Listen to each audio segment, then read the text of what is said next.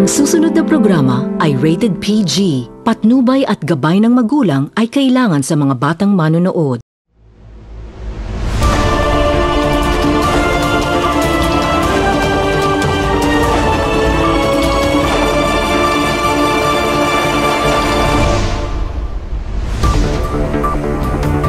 Oroqueta City, Misamis Occidental, maayong adlaw. Ilabi na katong padayon nga nagsunod ug naglantaw sa Oroqueta Community Channel. Ako si Joanne sa Rigumban Tasuda alang sa Community Update.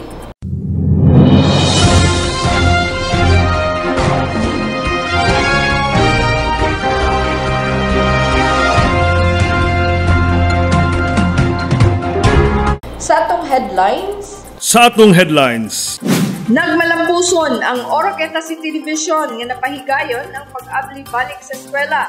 Mayor Acosta mitambong sa unang flag raising ceremony sa MONHS. Samtang mainitong gi-welcome ni SDS Veloso ang Oro Treasures. Rehistradong rice farmer sa Oroqueta City nakadawat na sa libreng abuno gikan sa gobyerno. BFAR-10 naghatag og 72 ka mga baruto alang sa mga rehistradong mananagat sa Oroqueta City nga walay mga baruto. Nagmalampuson ang Oroqueta City Division nga napahigayon ang pag-abli balik sa eskwela. Mayor Acosta mitambong sa unang flag raising ceremony sa MONHS samtang mainitong gi-welcome ni SDS Veloso ang Oro Treasures. Aniya ang kumplitong detalye. Sa pagpakita sa pagpakighiusa sa mga batan-on nga tinunan sa dakbayan, si Oroqueta City Mayor Lemuel Merrick Acosta mitambong sa unang flag raising ceremony alang sa school year 2024-2025 sa Misamis Occidental National High School kun MONHS. Ang kinadak-ang publikong eskwelahan sa dakbayan niadtong Hulyo 29, 2024. Mao kini ang opisyal nga pagsugod sa bag-ong academic year. Ang presensya ni Mayor Acosta sa unang flag ceremony timailhan kini sa pasalig sa kagamhanan sa dakbayan sa paghatag suporta sa edukasyon o pag-ugmad sa maayong palibot sa pagkat-on o conducive learning environment alang sa tanang estudyante. Ang MONHS ang adunay pinakadaghang populasyon sa mga estudyante sa tibuok Oroqueta City nga nagpamatuod nga adunay dekalidad nga edukasyon. Ang kalampusan sa tunghaan o sa katestamento sa dedication sa mga magtutudlo ug kawani niini ingon man sa walay puas nga suporta sa lokal nga kagamhanan. Ang pagtambong ni Mayor Acosta sa flag raising ceremony nagsilbi nga simbolo sa dedikasyon sa dakbayan, sa edukasyon o sa pasalig niini sa paghatag gahom sa sunod nga henerasyon. Ang maong kalihukan nagsilbi nga pahinumdom sa kamahinungdanon sa edukasyon sa pag-umol sa kaugmaon sa Oroqueta City ug sa katawhan niini. Samtang sa pikas nga bahin, gipaabot ni School Division Superintendent Jean G. Veloso ang iyang mainitong pag-welcome sa pagbalik sa eskwelahan sa tanang estudyante sa Oroqueta City o ang gitawag nga Oroqueta Treasures. Gisugat sa kadasig ug dedikasyon nga gipangunahan ni SDS Jean G. Veloso uban ni Assistant School Division Superintendent kun ESDS Eugene I. Macahis Jr. sa pagpakigtimbayayong sa mga supervisor, division heads, school leaders ug internal ug external stakeholders ang pagsugod sa klase sa tanang 51 ka eskwelahan sulod sa division sa Oroqueta City. Ang pasalig ug kolaborasyon nga gipakita sa tanan nagpasiugda kini alang sa katumanan sa mga panlantaw nga mahatag ang taas nga dekalidad nga edukasyon sa mga estudyante sa Oroqueta City. Ang matag inisyatibo nga gihimo nagtumong sa pag-ugmad sa maayo o responsableng kabatanunan para sa kalambuan sa dakbayan. Atol sa opening ceremony sa maong adlaw si SDS Veloso may bisita sa pipila ka mga educational institution aron iyang personal nga mahimamat ug mapangumusta ang mga estudyante ug magtutudlo sama sa Rizal Elementary School, Rizal National High School, Tuyabang Baho Elementary School, Misamis Occidental Science and Technology High School ug ang Pine Central Elementary School. Ang pagbisita ni SDS Veloso nagpakita sa kamahinungdanon sa edukasyon o panaghiusa sa komunidad. Mga Mga rehistradong rice farmers sa Oroqueta City nakadawat na sa libreng abono gikan sa gobyerno. Aniya ang kumplitong detalye.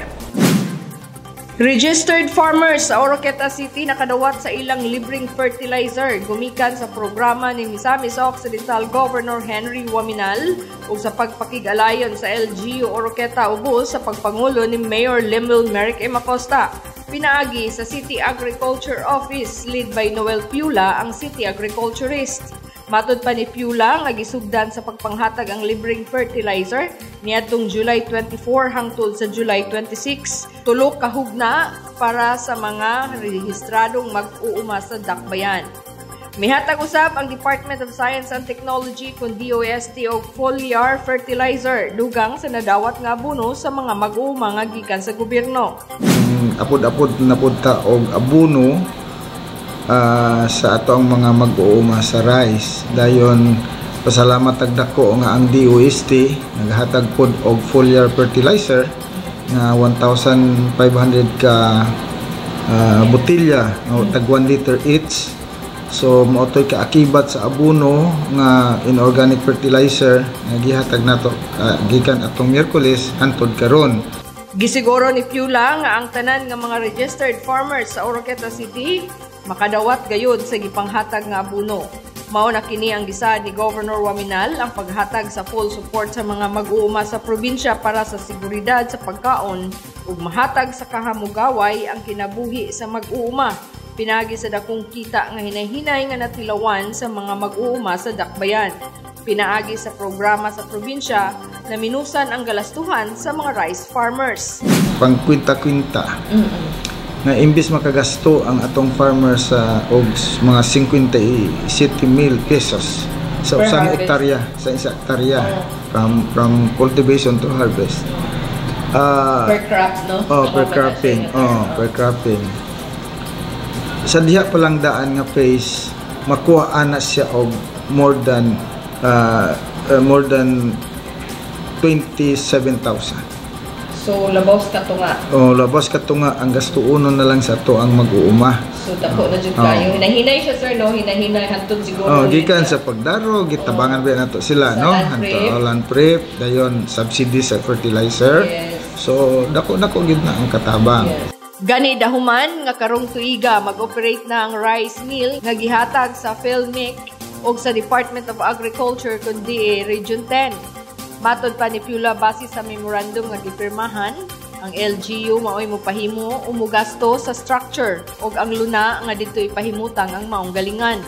Nagpasalamat og dako si Piula ni Governor Waminal sa gihatag nga luna didto sa Barangay Buenavista ug anaa na sa 80% accomplishment ang construction sa nahisgutang edibisyo. Dako-dako na ang kapasidad ni ana, andun na pay dryer nga para sa humay nga electrically driven, no? So di na makinahanglan og init adlaw, bahalag ulan, pwede na to dito mapauga atong mga humay.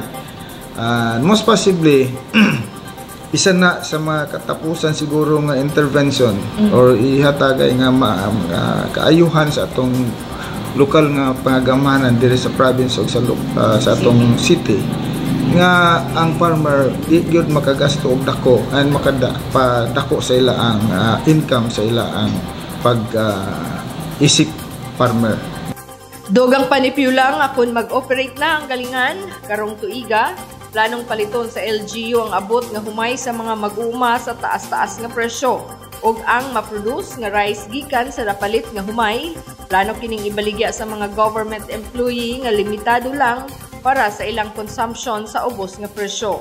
Kini aron dili maiguusab ang mga namaligya og bugas sa merkado.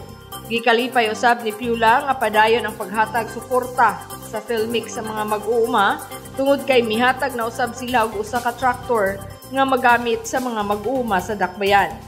Pinaagi sa mga inisyatiba sa gobyerno alang sa kayuhan sa mga mag-uuma, mahatagan o katumanan ang panlantaw sa gobyerno nga adunay seguridad, ang pagkaon sa probinsya ug tinuod nga mapuy-an ang mantra sa probinsya nga mao ang Misamis noon magpuyong malinawon, malambuon ug malipayon. BFAR 10 naghatag og 72 ka mga baruto alang sa mga mananagat sa Oroquieta City nga walay baruto. Ania ang kumplitong detalye. Gikumpirma ni Oroquieta City Agriculturist Noel Piula nga ang Bureau of Fisheries and Aquatic Resources kun BFAR 10 maghatag og 72 ka mga baruto alang niadtong mga rehistradong mananagat sa Oroquieta City nga walay baruto. Matod pa ni Piula nga sa regular nga programa sa BFAR, adunay 7 ka mga baruto nga nahumanadaan ang ihatag sa mga mananagat apan ang 65 ka mga baruto himuon pa sa mga mananagat nga maoy paghahatagan niini. Hatagan ang mga benepisyaryo sa BFAR 10 sa tanan nga mga materyales sa paghimo sa baruto.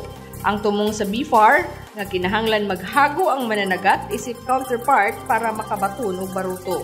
Dugang ni Piula nga pinaagi sa gipahigayong hilom nga survey sa City Agriculture and Fisheries Office kun CAFO niadtong miaging tuig, ilan nang na-identify ang mga posibleng mga benepisyaryo sa 72 ka mga baruto dinhi sa Oroquieta City nga mga rehistrado usab.